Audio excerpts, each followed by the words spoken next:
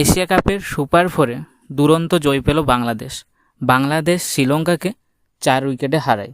বাংলাদেশের ব্যাটিংয়ের লাস্ট ওভারে পরপর 2টি উইকেট যাওয়ায় একটা সময় মনে হচ্ছিল ম্যাচটা না সুপার ওভারের দিকে গড়িয়ে যায়।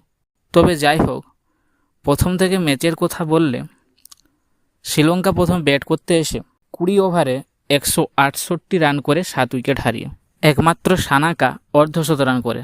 জবাবে সাইয়াফ হাসান ও তৌহিদ হৃদয়ের দুরন্ত ব্যাটিং ম্যাচটা বাংলাদেশের ঝুলিতে নিয়ে আসে। হাসান 61 রান করে এবং হৃদয় 37 বলে 58 রান করে। তবে 20 নম্বর ওভারে পরপর 2টি উইকেট পড়ে যাওয়ায় ম্যাচটা সুপার ওভারের দিকে গড়িয়ে যাচ্ছিল।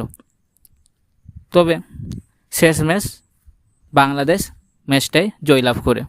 আজকের ইন্ডিয়া ভার্সেস পাকিস্তান ম্যাচ নিয়ে কথা বললে ভারতীয় দল প্রথম একাদশে বেশ কিছু পরিবর্তন করতে পারে। অক্ষর প্যাটেলের চোট থাকায় আজকের ম্যাচটি মিস করতে পারে। হর্ষিত রানার জায়গায় জাসপ্রীত বুমরাকে প্রথম একাদশে দেখা যাবে।